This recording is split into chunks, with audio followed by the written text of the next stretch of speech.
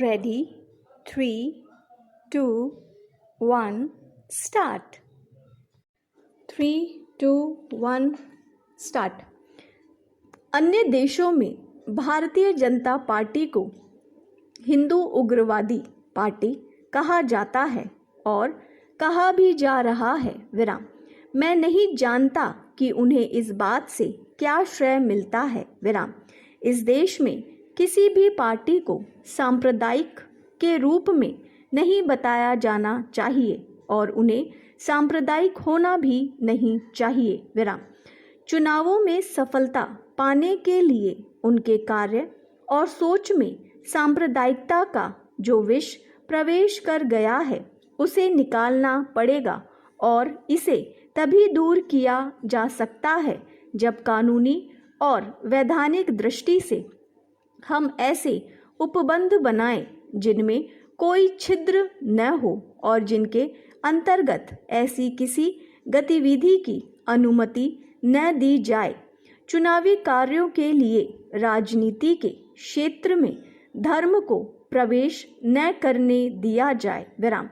मैंने इस बारे में सार्वजनिक बहस करने का आमंत्रण दिया है विराम। मैंने कई मित्रों को भी सुझाव देने के लिए आमंत्रित किया है।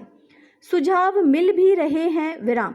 पिछले 2 महीनों में उनको जांचा परखा भी गया है विराम। मैंने विधि मंत्रालय को भी उनकी जांच पड़ताल करने के लिए कहा है विराम। मैं संसद में भी चर्चा करने का निमंत्रण देता हूं विराम। हम संसद में इस पर चर्चा कर सकते हैं विराम। मैं तत्काल कोई उत्तर नहीं दे सकता क्योंकि संविधान में कई प्रकार की गारंटियां दी गई है, मसलन संघ बनाने की स्वतंत्रता, विचारों की स्वतंत्रता, धर्म की स्वतंत्रता। ये सभी स्वतंत्रताएं हैं विराम। इन सब गारंटियों के बावजूद हमें एक ऐसा उपबंध बनाने के लिए स्थान ढूंढना है जिसमें साफ तौर से ऐसी रेखा डाल दी जाए कि धर्म को राजनीति के क्षेत्र में प्रवेश न मिल सके विराम। वहां पर इसे रुक जाना चाहिए विराम। इसे धार्मिक क्षेत्र में ही काम करना चाहिए विराम। आप धार्मिक संस्थाएं बना सकते हैं, आप धार्मिक कार्यक्रम चला सकते हैं विराम। आप धार्मिक पूजा कर सकते हैं विराम। ये स्वतंत्रताएं मिली रहेंगी विराम। पर जिस क्षण धर्म राजनीति में प्रवेश कर जाता है, विशेषकर चुनाव की राजनीति में, तो समूची लोकतंत्री प्रक्रिया का जो मर्म है अर्थात समानता, अर्थात एक मतदाता अपनी इच्छा के मुताबिक वोट दे सकता है न कि अपने धर्म के मुताबिक, तो वह अपनी स्वतंत्रता खो देता है विराम। आज यदि आप सोचते हैं कि लोगों को धर्म के आधार पर अलग अलग खंडों में बांट देना चाहिए तो फिर आप चुनाव चाहते ही क्यों हैं विराम। भारत में एक समुदाय की संख्या 85% है और यदि उसकी एक पार्टी हो तो फिर चुनाव कराने का मतलब ही क्या है विराम।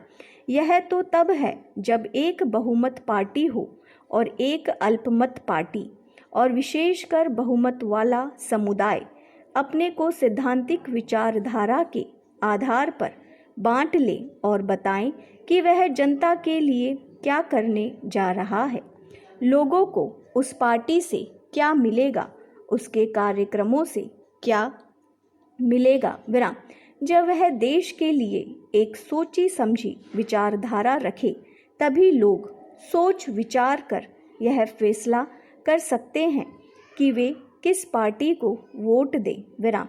परंतु यदि आज केवल हिंदू, मुस्लिम और ईसाई पार्टी हो तो देश में चुनाव केवल एक मजाक बनकर रह जाएंगे विराम। इसलिए हमें इसे एक खास जगह पर रोक देना पड़ेगा विराम।